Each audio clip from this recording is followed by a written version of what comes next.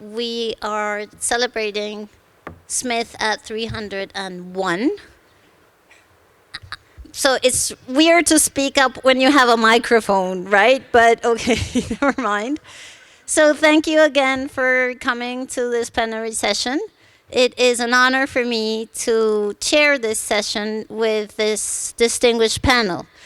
Before we start the session, I have a housekeeping announcement to make. So tomorrow the bus will be leaving the Hotel Intercontinental at 8:20 a.m. Not 8 a.m., 8:20. So you get, yeah, great. You get 20-minute more sleep or breakfast or whatever you'd like to do, but be there at 8:20 a.m. Both is hard. Okay, so thank you so much for being here. And as the History of Economic Society, we are proud to celebrate this Smith at 301. We have just received the great news that this is out. And so this is part of the celebration, and this is a celebration that was put together by Leonidas, Montes, and the Centro Estudios Públicos de Chile, where he very generously invited us to talk about Smith. And this, we were all there. So this is kind of also part of this sort of Latin American celebration of Adam Smith at 301. So thank you again for being here. I'm accompanied by, I'll go just in alphabetical order, Alejandra Carrasco. Alejandra is professor at Universidad de los Andes, Chile, which is Chile, not Universidad de los Andes, Colombia, which is me. So, and we're not even related as universities, but we have the same name. And we were thinking the other day that maybe Universidad de los Andes makes more sense here than in Bogota if you have seen the beautiful scenery in Santiago. So Alejandra has a BA in journalism, I discovered. And then she went to do her PhD in Spain, and she has been working on Adam Smith since I know her. But the other thing that is interesting, and of course that's one of the reasons why we thought it would be interesting to have her here, is the combination of studying Adam Smith and, for example, bioethics. So Alejandra was deputy director of the Bioethics Center at la UC Chile. And I think this is an interesting point, and we'll come to that in the questions also, because I'm presenting the panelists. I will not, of course, present Adam Smith, but I think it is interesting to see how Adam Smith can be renewed in what we are going to see these three people have been working on. Then we have Leonidas Montes, who is director of the Centro Estudios Públicos de Chile, a think tank, well-known think tank here. He was also professor and dean of the government school at Universidad Adolfo Ibáñez, and he is a policymaker. So and a regular writer in newspapers. So that will lead us to, I think, explore Smith as an inspiration for policymaking in Latin America precisely. He was president del Directorio de Televisión Nacional, media, I suppose, and then that is something that is, I think, worth exploring too. And finally, we have Sandra Peart. Thank you for being here. Dean and E. Claiborne Robbins Distinguished Professor in Leadership Studies and President of Jepson Scholars Foundation. Sandy is also part of the Executive Committee of the History of Economic Society, and she was president of the society and has always been very close and active in the society. And she has worked with David Levy on analytical equality in Adam Smith, and others, but Adam Smith is our topic today. So that's something also worth exploring. And I would also like to connect your scholarship on Smith with leadership? What do you see there? So we have, thank you all for being here and for accepting the invitation. I'll just bring up some questions, very general questions, to hear our panelists, and we hope to have time at the end for questions from the floor and make this a lively conversation about a very life and doing well Adam Smith. So my first question, and I'll start in alphabetical order again. So Alejandra, I'd like for you to tell us how each one of you got to Adam Smith. Well, thank you very much, and thank you for inviting me here. Well, my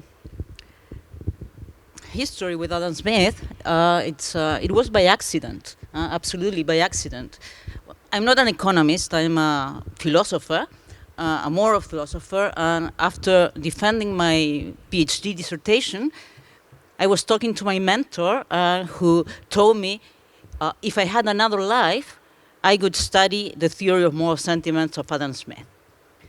So, well, I admired him a lot, so I started living his second life. And I just read the book that I had no idea that Adam Smith had written, and it just fascinated me. This was the year 2000, around the year 2000. Mm-hmm. I found it an extremely plausible theory. I felt very identified with the examples that Smith gives in that book, and it absolutely convinced me the phenomenology of moral judgment that Smith does in that book. I still think it's wonderful. So. That's how I met Smith, and I'm not going to say I fell in love because that's a little bit too much, but I really loved it. I mean, it really seduced me, his theory. And I had the advantage, I think this is a very important thing in my story with Smith, that I didn't know David Hume before reading Smith. So I read the theory of moral sentiment without any prejudice, with completely clean eyes, not seeing there something like Hume or something like that, you know. So it was, I think that was a wonderful thing that happened to me, and I could assess the theory on its own, so to say. That was the way how I got to him, and and I have been studying it for the last 25 years. Mm-hmm. Well, thank you. I have the impression that Adam Smith would have been pleased with the division of labor of having a sort of a Smithian tribe, because it's very peculiar in many senses. I mean, everybody who is engaged with Smith is part of a community, and it's very congenial, and it's a very good atmosphere. Well, having said that, I came across Smith also by coincidence as Alejandra. Over 30 years ago, 33 or 34 years ago, I did my MPhil in economics at Cambridge. And then I came back and I was working in the banking system. And I did a sort of master's degree in political science. And the thesis of the master's degree was on the concept of self-interest and public benefit.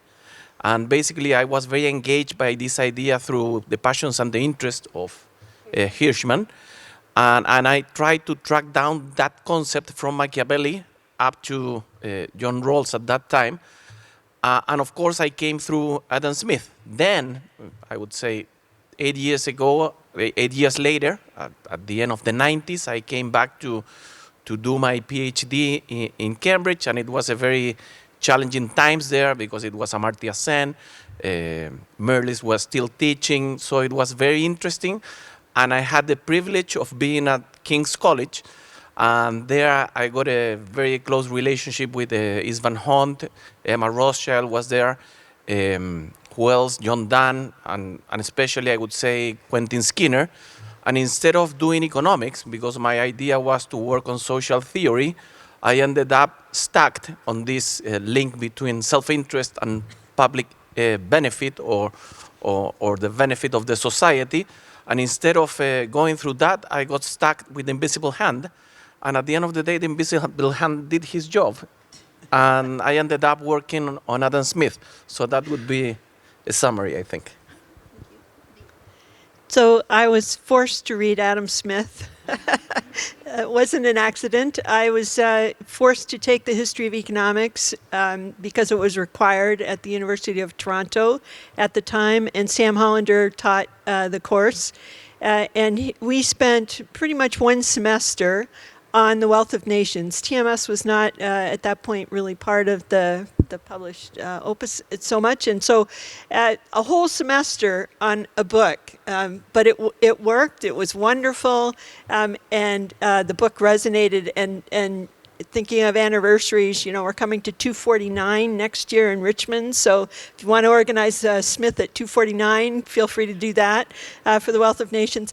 But then, so I read the Wealth of Nations, found it fascinating. But then several years later, discovered that, of course, there was the other big book, TMS, and it too resonated. And of course, Leon has written on the Adam Smith problem, and many of us have as well. But putting the two Smiths together was a fascinating sort of thing that many of us were working on. And so, reading Theory of Moral Sentiments. Again, with clear eyes. All I knew about Hume was the problem of induction, which my mother taught me when I was 5 years old. So it was just wonderful to read it and then to come to Hume after. And I do find that both books resonate with students as well, which is, I think, quite important for us as we think about the history of economics.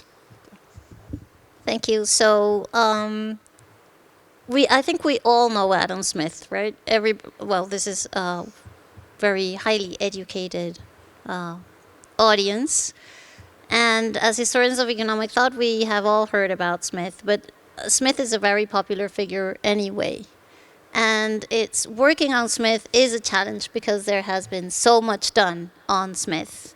Not only as specialized literature, but also as a well-known figure, a popular figure, be it correct or incorrect, right? The images of Smith that are going around.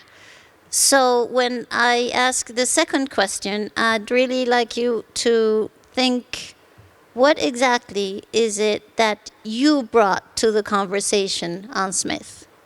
And maybe just dig a little bit more into, I mentioned bioethics, public policy, leadership. What does that do to your scholarship on Smith? Can we start the other way around, just to change? Yeah. So thank you. I think what I need to say is what you already mentioned, Jimena, and what David and I have written on extensively, which is analytical egalitarianism. So, so many of us know about the division of labor, its role in the wealth of nations, and so on. That had been noticed and has been noticed and noticed again, and it's fascinating, of course, but much less has been written about the sort of starting point that Smith outlines, where he has the famous passage, at least I think it's famous, passage about the street porter and the philosopher. And in fact, Leon just signed this wonderful collection for me, and he wrote, "For Sandy, a Smithian philosopher and street porter," which is sort of an inside joke. But in that famous passage, we have Smith talking about how originally, that is by nature, we're basically the same. So much, it's a really hard statement of egalitarianism, so much so that we can't tell the difference between children until they reach, of course we know this is, we can tell the difference between children, but until they reach a certain age. But it's what David and I have talked about. It's incentives, luck, and history. It's the division of labor, which makes us, at some point, so different that we're almost different species. I mean, we can't recognize the similarities, or it's hard for us to recognize the similarities amongst the street porter and the philosopher. And so that position, David and I call analytical egalitarianism. It's the thought that for the purposes of making economic choices, political choices, and those are important in the 19th century, those two categories, we're all the same. We're equally capable. We're all able to imagine, and that, of course, is important for TMS. We're all able to speak, to talk to one another, and we're able to make roughly economic and political choices. We're equipped to at least learn to do that, and at some point to be able to do that. So that position of analytical egalitarianism then in the 19th century is challenged, not to say it wasn't challenged before, but in the 19th century, it's a really interesting sort of organizing principle for thinking about some of the debates about whether the Irish, for instance, my grandmother was a Casey, whether the Irish should be able to rule themselves. You know, are they able to learn to rule themselves? And so then thinking of leadership, so leadership studies, I think, needs to start with a notion of humans, right? Human nature, and our ability to govern ourselves, to make choices, and then our ability to organize ourselves and create structures in which some people have positions of leadership. But at heart, it starts with, at least the way I think of leadership, it starts with language, starts with discussion, starts with persuasion, and it starts with the ability to imagine. And so all of those fit very nicely into the way we think about, conceptualize about leadership studies at the Jepson School where I work.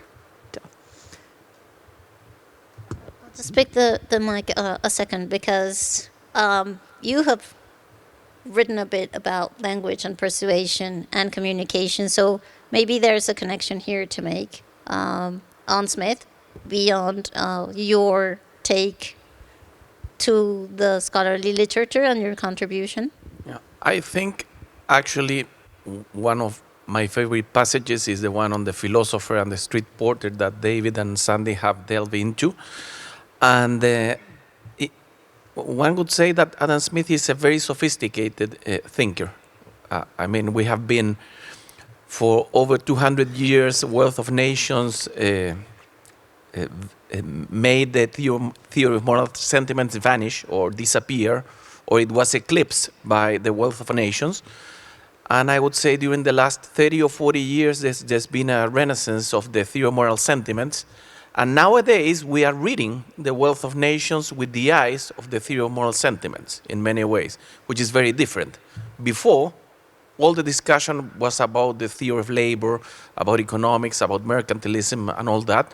But there's been a huge change in the way we face Adam Smith as the father of economics. And I agree with Jimena that the idea of language and persuasion is so pervasive in not only in the Wealth of Nations, but all through the legacy of Adam Smith, that it makes one think about it. When he talks about exchange, which is the foundation of economics, I mean, for Smith, economics is like David would say, is a catalaxia. It's about exchange. When enemies become friends, as the Greeks would say. And in that particular passage, when he mentions the origins of the division of labor, and he says the propensity to track, barter, and exchange, he immediately adds, by passing, that this is due to language and persuasion, which is very important, because how do we exchange? Smith says, we exchange in a deliberate and fair exchange. That's the foundation of economics, and that's very important, because it's not the Wealth of Nations that one would think about in terms of only economics.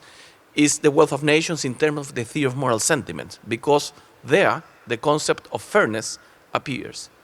And that's the foundation of political economy for Smith. And it has a moral connotation. The concept of fairness, fair is a word that cannot be replicated or translated to any other language. In Spanish, we don't have a word for fair. Is honest? Is just? No. Fair is a unique Anglo-Saxon concept which has a social connotation strictly linked, I would say, to Smith's sympathy, because we need the others, the approbation of the others, to make a fair conduct. It's not about the laws, it's about social norms. So in that sense, I think that language and persuasion play a very important role in the whole legacy of Adam Smith that is very important for us to understand. Alejandra, let me just, again, include something. So fairness, justice, and I was just making sure I'm getting right the title of your contribution to this book, justice, but it has also to do with care. And so I was thinking, when is this idea of fairness that we have such a hard time to translate into Spanish, but that seems to be something that we are very much thinking about nowadays concerning inequality, precisely. How do you take from what you have worked on in Adam Smith the connection between fairness, justice, inequality, care? Okay. Well, my scholarship on Smith has been exclusively in moral philosophy. And the first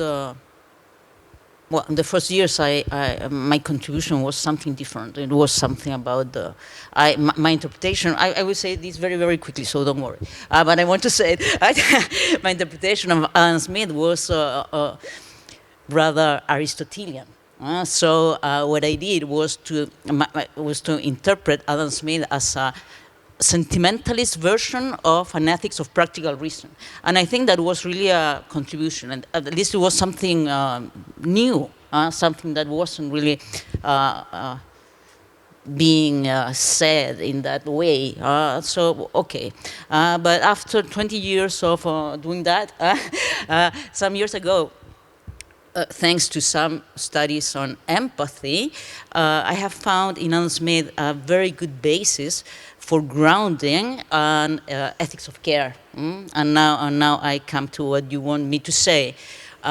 This ethics of care that is so fashionable nowadays, but in Smith, it is very interesting because Adam Smith is a liberal political philosopher, let's say.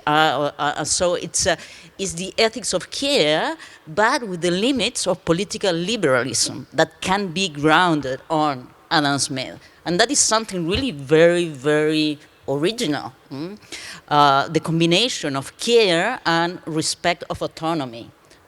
I believe that this can be a very big contribution for contemporary society from the Adam Smith philosophy. This combination of these two things. So I think you have all pointed to this new themes that we can always find in Smith, and I think there's something that you mentioned of reading Smith with no prior contamination, let's say. And so in this idea of opening research paths in Smith and always finding something that is interesting in what he wrote, how do you see this, the new things that are being done, the new literature that is coming out and is exploding in Smith? But it's not only economics anymore, right? So there's people from philosophy, from political science working on Smith. And it seems that there are still things to be found. And I just wanted for you to give us an honest assessment of how do you see this growing literature on Smith. Let's start in the middle. So I'm just tremendously optimistic, and I want to say I'm having a bit of an allergic reaction to something, so I'm having trouble speaking. Can you hear that? I'm sort of lisping. My tongue is swelling up, so so please know that I'm fine. But if I sound a little odd, that's why. So. There's so much that has been discovered recently that the young scholars who are here, I'd like to encourage them to think about research projects that are still emerging in all sorts of areas, music, theater, literature, and so on, and the experimental literature as well, I would point to. And since I am having trouble speaking, I'm going to put the mic down. Hope I recover. Yeah, go ahead. Well, I think for more than 200 years, TMS was, forgotten or ignored, and there's been a renaissance of TMS. And I think economists have taken into account TMS. If you see, behavioral economics, Vernon Smith on experimental economics, Maria Pia has written a lot on that, on the influence on the old Smith, on our Smith, and Amartya Sen, etc. But I think the big challenge is to bring philosophers into the wealth of nations. And I think that hasn't been done in a way. Economists have moved towards the theory of moral sentiments. Neoclassic economics, or let's call economics in general, has learned a lot from theory of moral sentiments, but now is the turn from the humanist side to come back to wealth of nations. I think that's something that should happen in the near future. That's my guess. And it's important because normally philosophers, sociologists, they get into the theory of moral sentiments and try also to ignore. We are living the reverse phenomenon now. Now is the wealth of nations and it's political economy that is forgotten. And we have been talking in the last years about theory of moral sentiments mainly. So I think it's important if the broad discipline of social sciences also come back to the wealth of nations. Let me just go back to you, because one of the most read cited articles in the Journal of the History of Economic Thought, which is the Society's journal, so please read it, is your paper on the different takes on the Adam Smith problem. Do you think that one is solved? Well, the Adam Smith problem is I think it's solved because now we realize that they are much more alike. And the Adam Smith problem was basically a historical reconstruction during the 19th century. But I think there is much more relationship between both works as we had assumed 30 or 40 years ago. Some people now claim, for example, there is a great book by Paul Sager that's been recently published, and he claims straight ahead that the Smith problem is universally forgotten. Okay, I don't know whether one can use the word universally, which is very comprehensive, I think, but I think nobody today would talk about an inconsistency between both works, because they are part, at the end of the day, of what he would call his plan. Smith wouldn't talk about a plan, but it would be part of his idea of having a book on political economy, ethics, and jurisprudence, the one which he couldn't publish. So at the end of the day, what he was trying to achieve, and in that sense we have to recover the influence of Andrew Skinner, is to have a sort of social system. He was aiming, as a sociologist, to have an understanding of human nature and society at the same time. So in that sense, I think we can put aside the Smith problem today. Yeah, one thing is to forget it, and another thing is to solve it, right? So, Alejandra, what do you think about the new literature? Well, there is a lot of new literature, but I would like to pick up a new topic in Adam Smith that I think it's really very interesting. It's I found it. I mean, it's not that I discovered it, but I found it when I was in a project of bioethics and with people from neuroscience, and there I learned about the new findings on empathy. All the hormones that we produce when we establish empathetic relationship with somebody, the oxytocin and how we feel, the pleasure and all that stuff, all this very biological and scientific thing that now is already proven. And suddenly I just thought, because I had been studying Adam Smith for so long, well, this is the pleasure of mutual sympathy. It's as simple as that. I mean, it's the pleasure of mutual sympathy, but now it's empirically proven, and it's not just a common sense observation.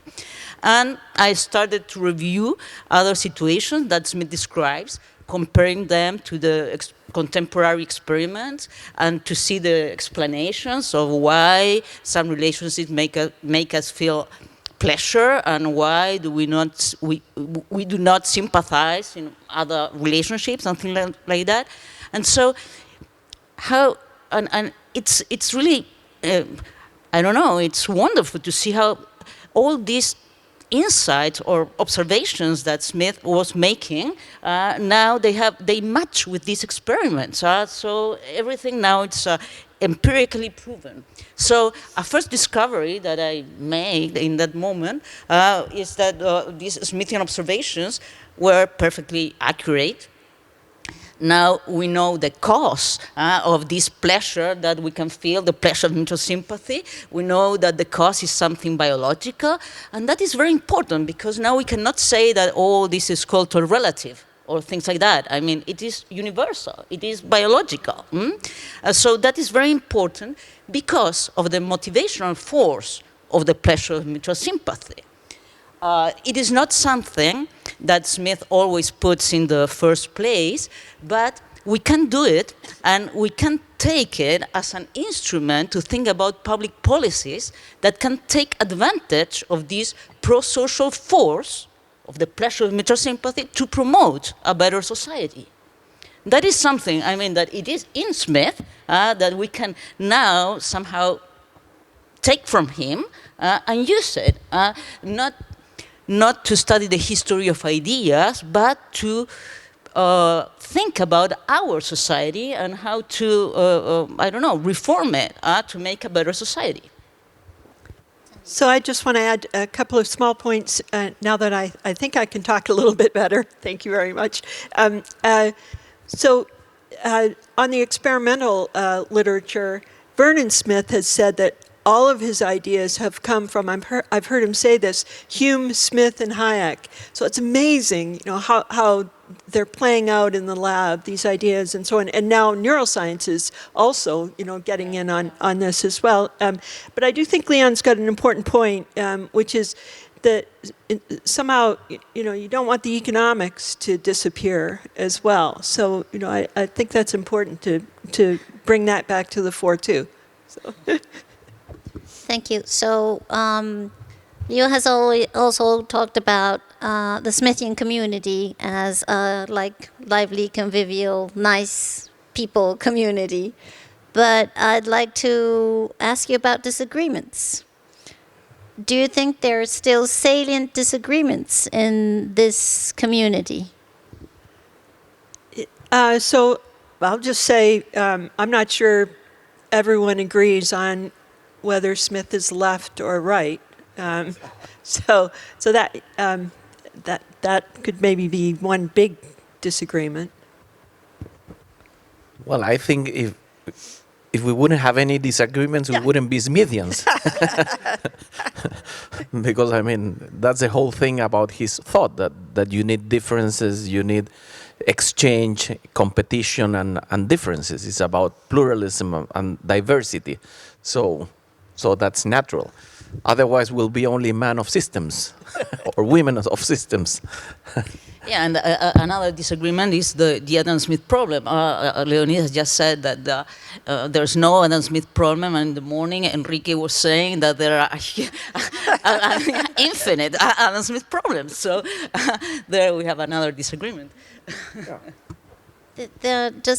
Coming back to Adam Smith today, so you all mentioned things that have to do with this, and I would like to think about, we always are thinking about Smith as sort of an optimist, like things, and Alejandra mentioned this motivational pro-social force that can be used and understood better today to solve kind of every problem.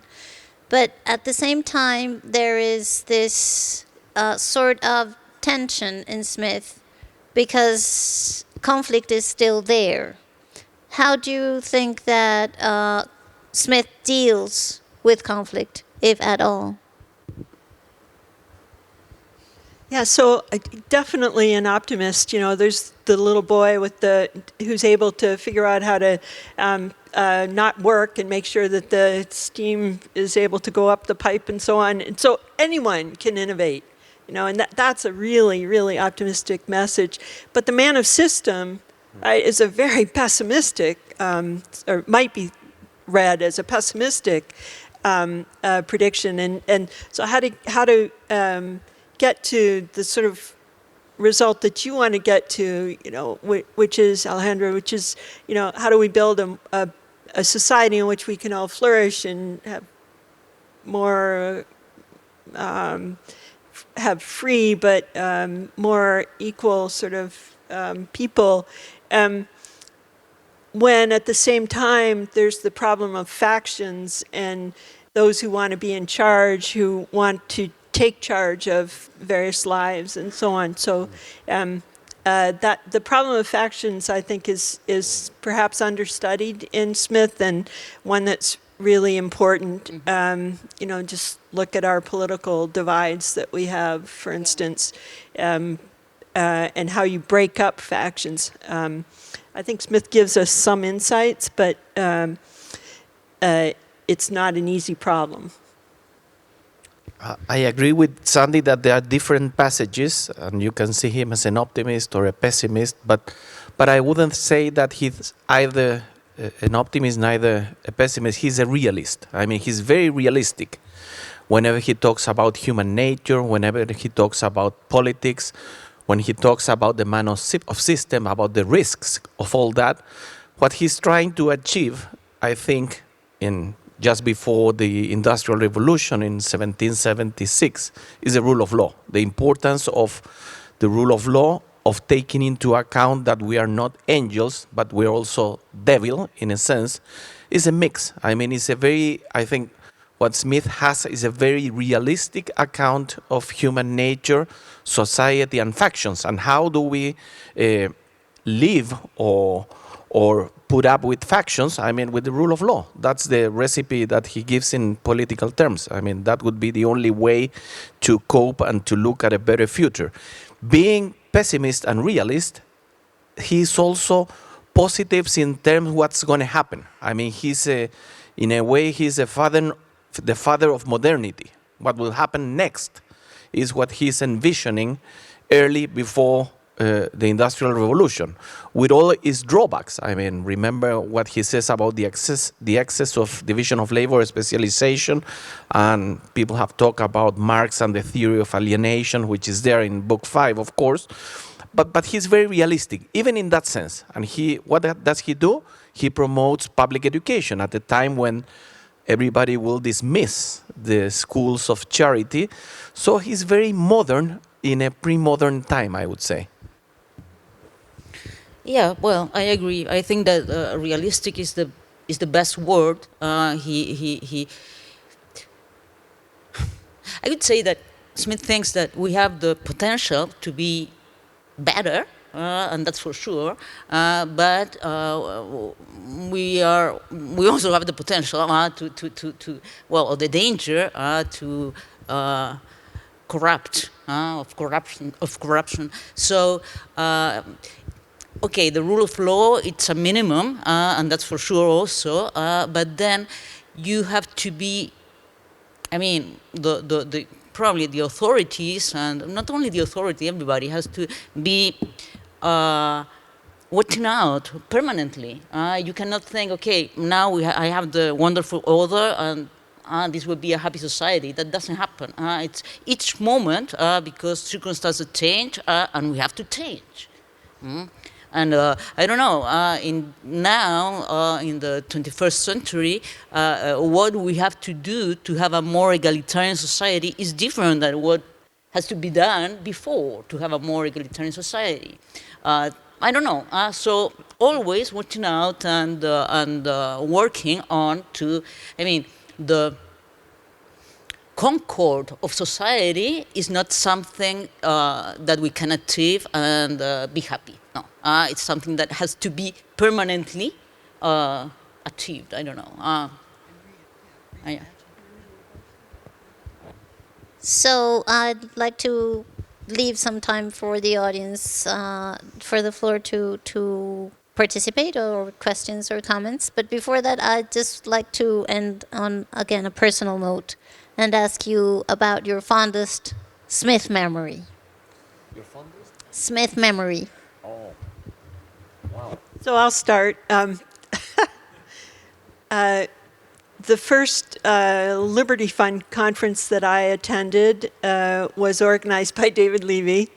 I think Maria, you might have been there, Maria Pia? It was, at any rate, it was some time ago. And it was also the first time that I was in the same room with James Buchanan. So Buchanan was at this Liberty Fund conference, and we read the Standing Army passages debate. And we got into an hour and a half sort of conversation about what probably would be called minutia.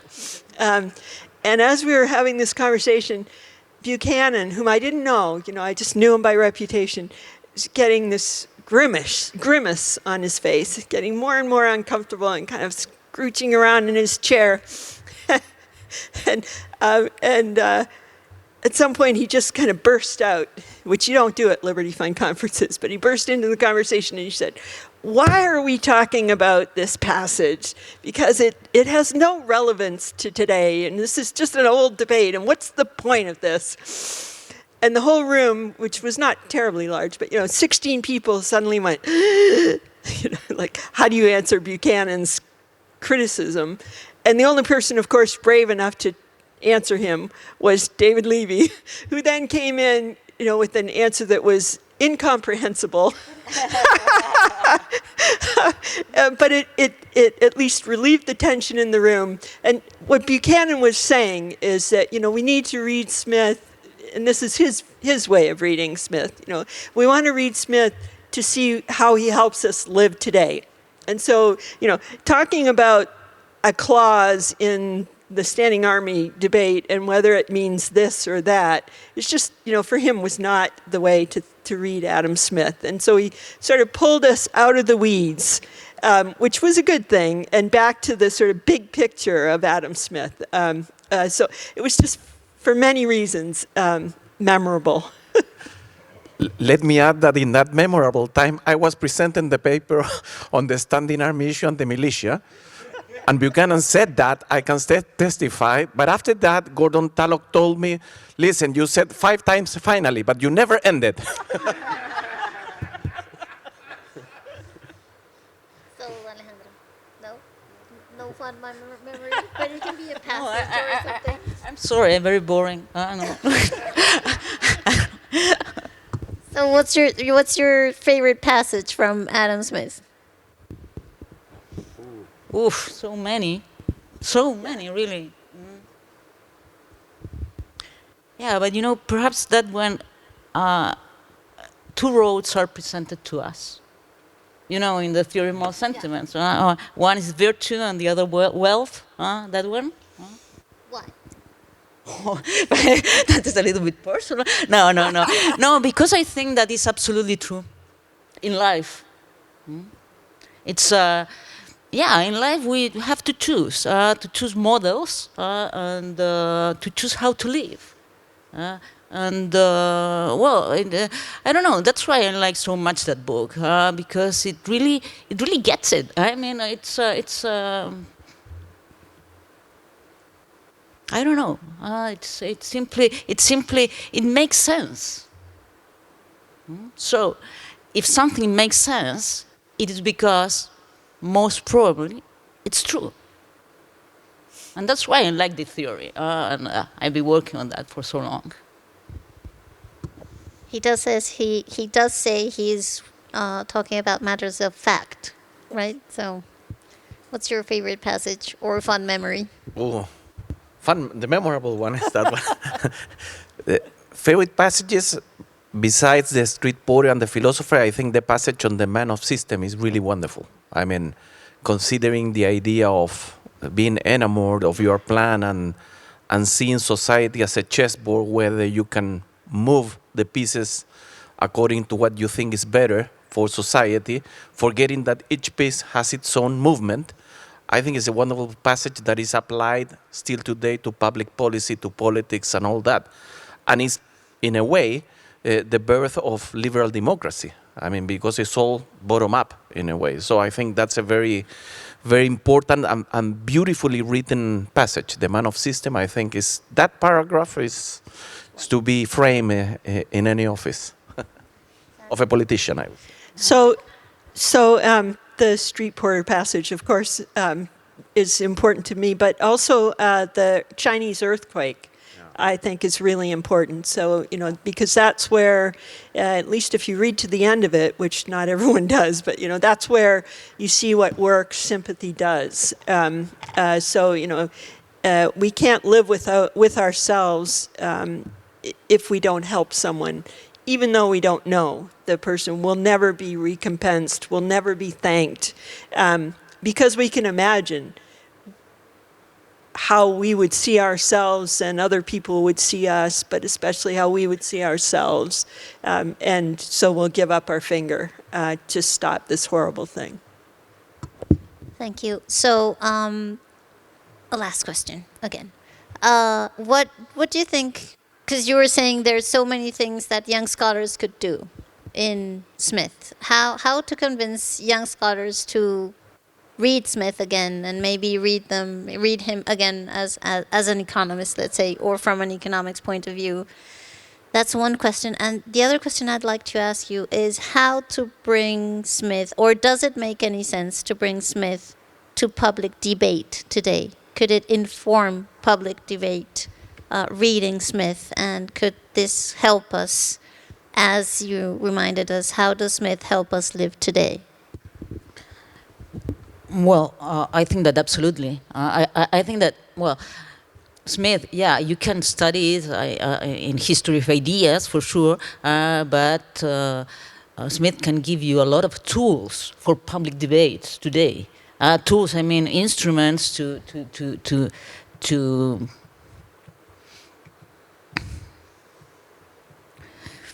build society.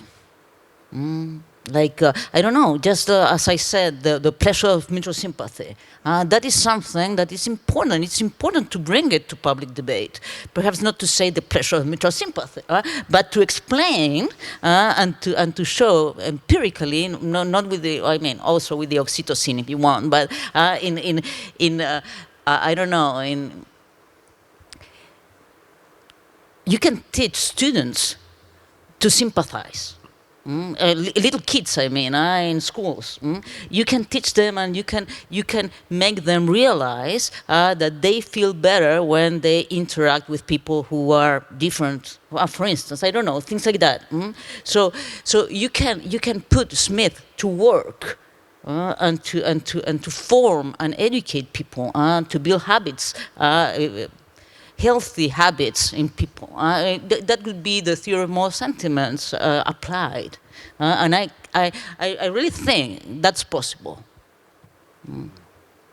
So college campuses in the U.S. now are struggling with well-being of undergraduates and graduate students, but especially thinking of undergraduates. And so it's become a thing. And I think you're exactly right that Smith has a lot to say about well-being. And so, as we're, like, we just kind of talk about it like, oh, look after each other, or, these sort of simple phrases that we use. But I don't think we're yet very good at kind of putting them into effect, or actually helping students realize that it's more than, like, oh, just be nice to each other. It's and there are ways, if you read a text, you can react to the text, and you're not necessarily talking about, the election. You talk about the text, but the text has meaning for the election, or for something, how you organize society and so on.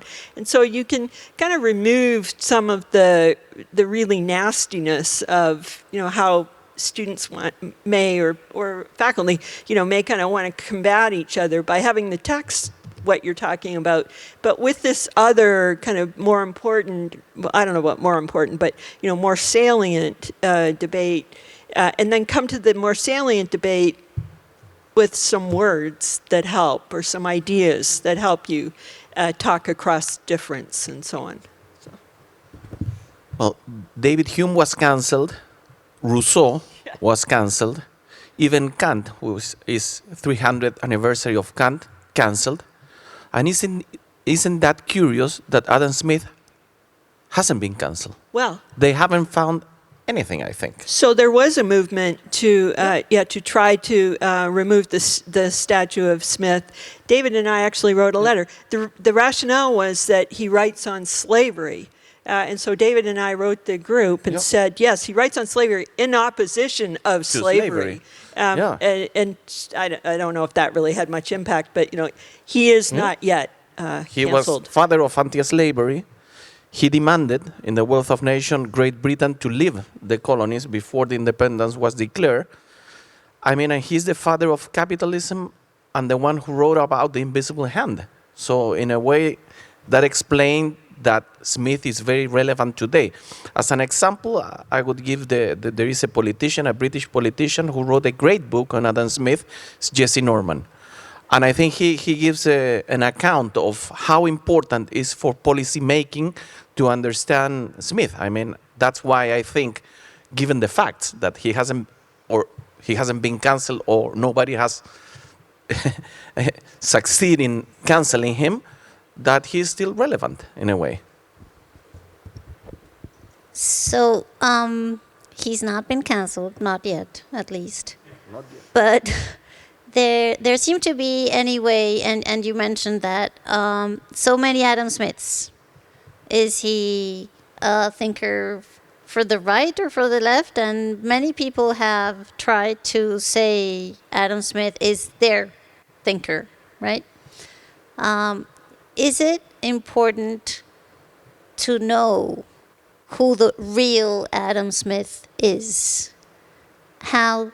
Because if we're talking about public debate, is it important, as historians of economic thought, for example, to set the record straight? And can we do that? Well, it is important, that's for sure. It is important.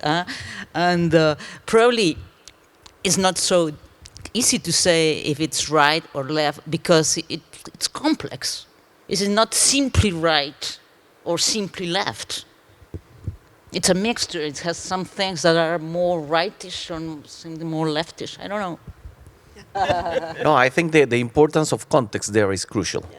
Because in the 18th century, not even the word liberalism was understood as a political corpus as we now understand it. If you look at the word liberal at that time, it meant to be generous. I mean, the Johnson's dictionary will define liberal or liberality as being simply generous. So not even we would talk about classical liberalism. And I think in that sense, Smith would be useful for the right and for the left, because I mean, what he was trying to achieve was a way of living together peacefully, and with each one trying to achieve her or his own purpose in life, which is very general. So I think one wouldn't put him on one side or the other. And traditionally, since the Manchester School up to Marxism, both fronts try to capture Smith, which reflects that in a way Smith has been widely used but not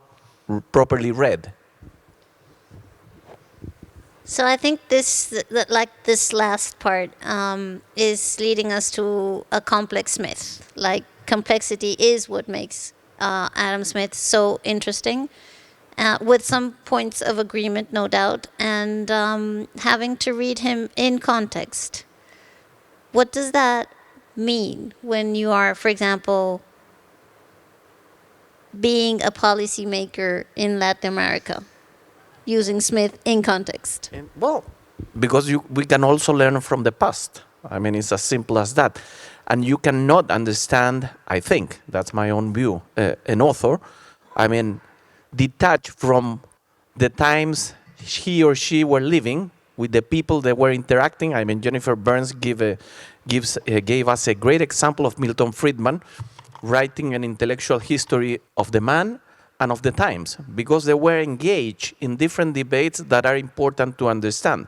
I mean, if we take that thinker from that context, I think we're doing a lip service to the legacy of them. We can learn about the past, of course, but we cannot say what he or she would have recommended today. That's a fact, I think. So thank you. And now I wonder if the floor would like to ask, comment, or Maria Cristina, please.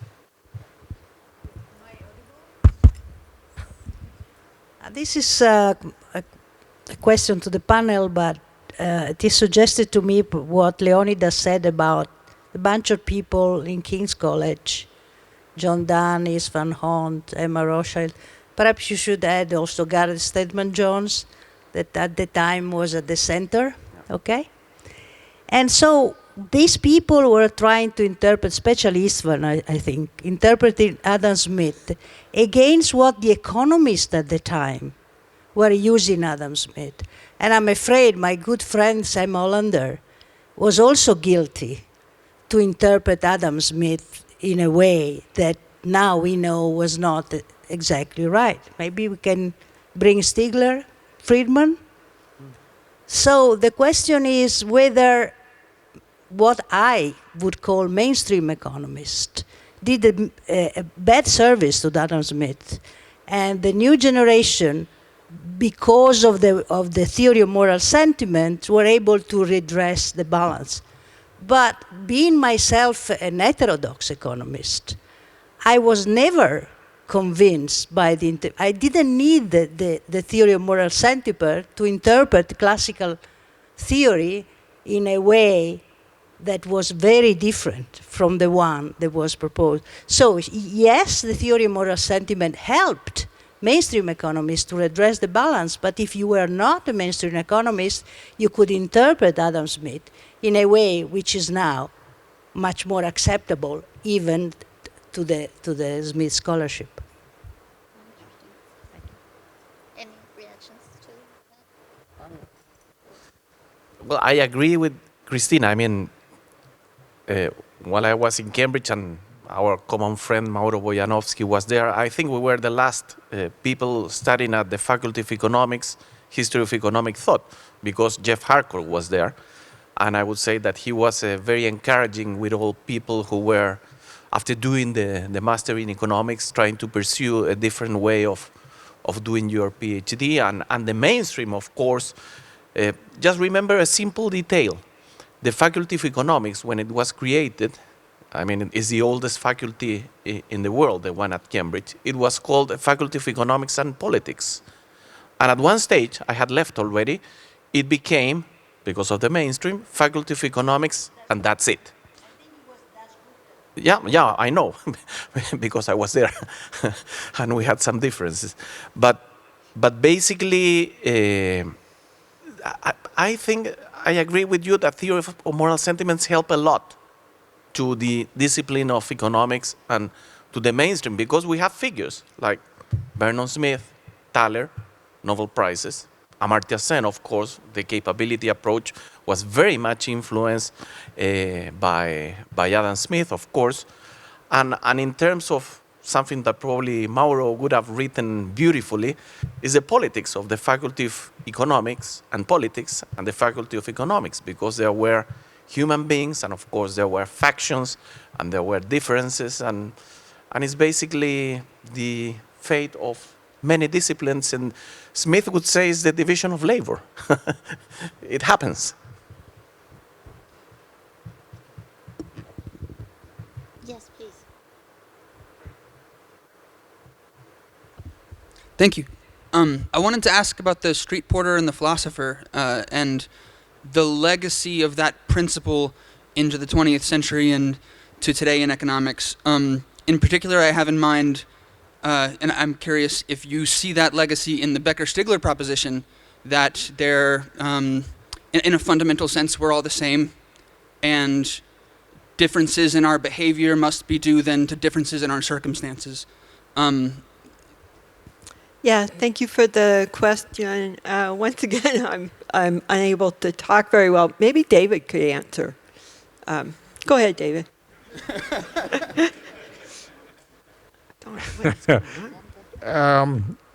I guess I'll become, what was it, incomprehensible? Sure. One of the things you need to know about Stigler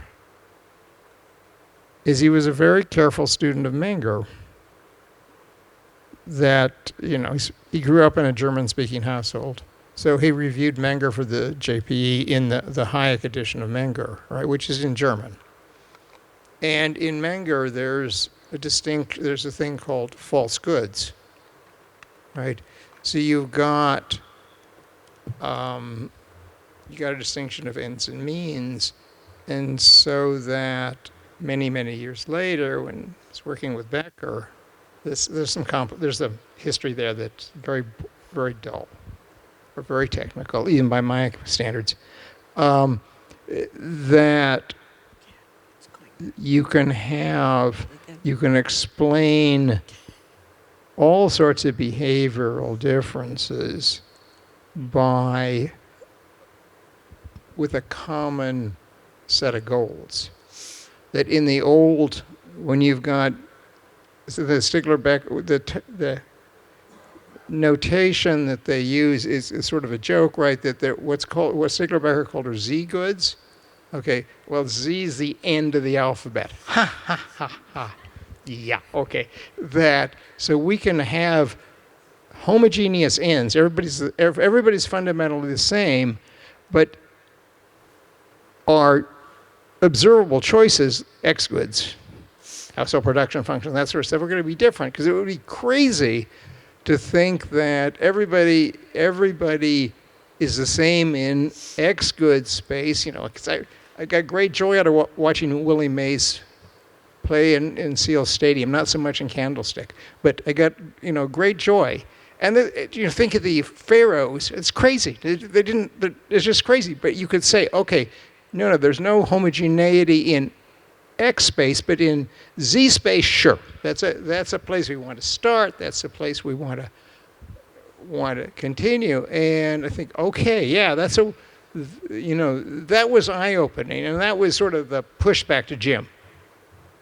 That when Jim blew up, okay, all right, so, okay, let's write down the equations, and we didn't have a blackboard, but work it out. And so that you've got this supposition that there's an homogeneity over deep ends. These are unobservables, right?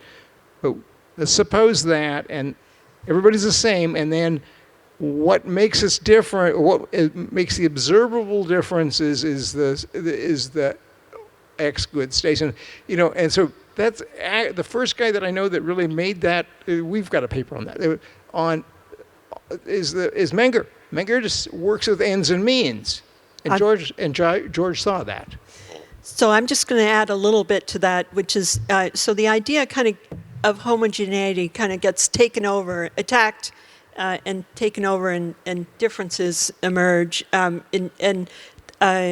in the 19th century and into the early 20th century. At least this is what we've argued. And the really bad example of that is eugenics, and we've written on that.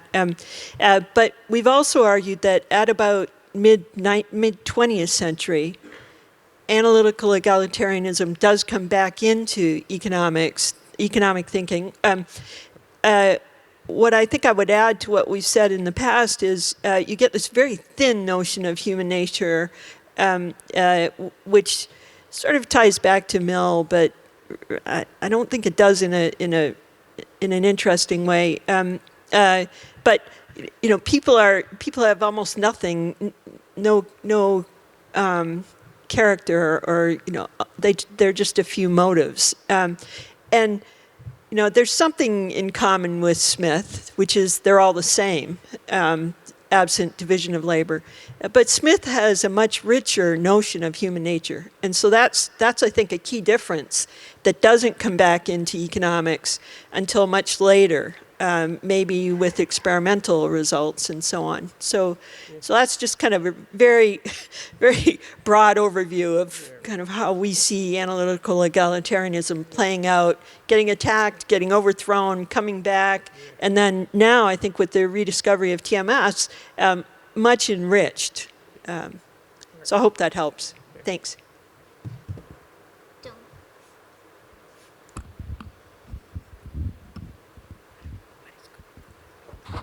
Thanks for a wonderful panel. I think everyone has said very interesting things about the pleasure of mutual sympathy and quite interesting, distinctive things. I wonder if you agree with the proposition that the reason why we feel some tension between left versus right interpretations of Smith is the principle of mutual sympathy. If I feel myself on the left and I read him, the way he enters my imagination wants me to make us similar. If I read him on the right, the way I think I may be on the right, the same thing will happen.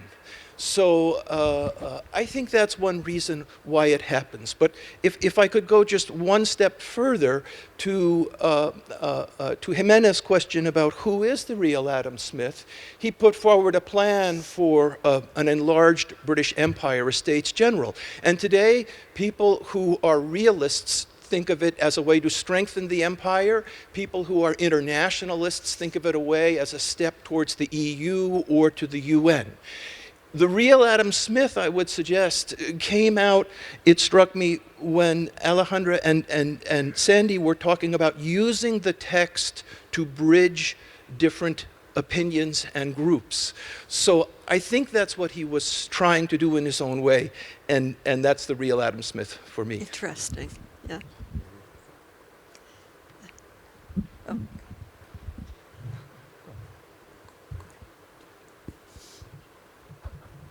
Hi, I just was wondering if I could get your thoughts on what you think of Adam Smith as a historian. So it seems like a lot of Adam Smith's characterizations of the past, from his perspective in the 18th century, have come under a lot of criticism in the present. Most notably, his depiction of mercantilism is sort of a nightmare for people who work in the early modern period to try and unpick. But also his account of the origins of money is also a notable example of that. In what sense do you think that Adams as a historian has maybe a lot to be desired compared to maybe him as a philosopher? Well, I think the historian was David Hume at that time. He was labeled the Scottish historian. But I tend to believe that Adam Smith was very well versed in history, especially in classical history. I mean, I want to use the word management, but he had read the classics very carefully. Not only the Greeks and the Romans. Remember that they spoke Latin very fluently. But Smith also could read in Old Greek. I mean, he would read Homer, for example, in Greek. So they were very, very well accounted with the Greek and Republican history. And in the case of Smith, I mean, his account of history in Book 4, and Maria Pia probably in terms of money, has researched a lot on that. He was very much more a historian than we tend to think. I mean, his treatment of money, I mean, his account of how money emerged in terms on a historical perspective. I mean, it's always all the wealth of nations is based, his demolition of the mercantilist system, of what he called the commercial system, is based on history at the end of the day. Roman history, Middle Ages, and the Spanish case. So I think he was a very, probably people have found details and all that, but he was using history as not only as a rhetorical, but as an empirical way to understand the market and society in the whole, I think. Well, I have no idea. That's the first thing I have to say. I have no idea. But I think that he was not really a historian. He uses history, and he knew a lot of history, but he uses to argue something. So if you use history to argue something, you are not doing history. You are doing your argument. Well, that's. But I don't know. It's just an idea.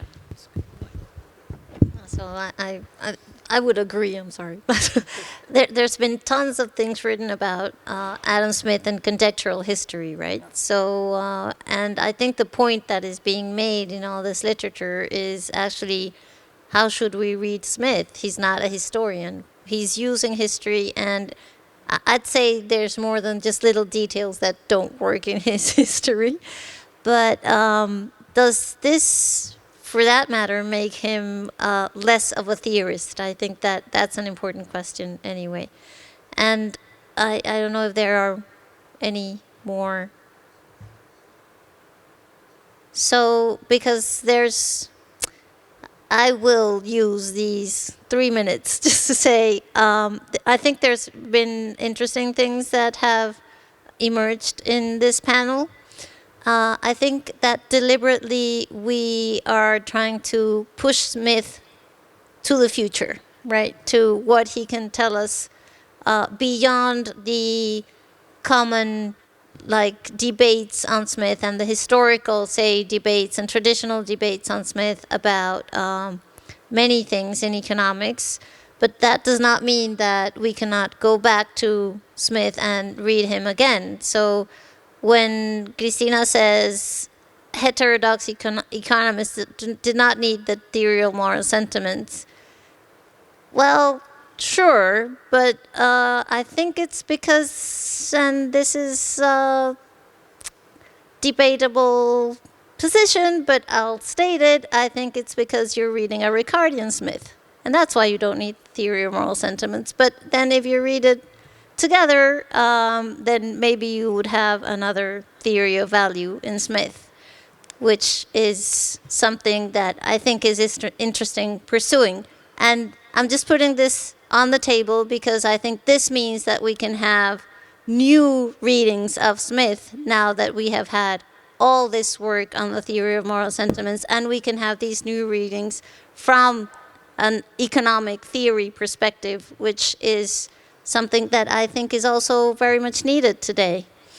And well, I think all agree, even if maybe not on that point, but we all agree that Smith is trying to, or at least helps us, bridge differences and have a more interesting, more nuanced analysis and take on many things that are still relevant today and on which we're still talking. And maybe that's what makes him such a great thinker. And so thank you again for joining us today in celebrating Adam Smith at 301. I wonder what will happen next in Smith scholarship. I think this is it's always renewable and it's always new, and you can always find things in Smith that are worth pursuing. So thank you for joining the conversation, and have a wonderful evening. Thank you.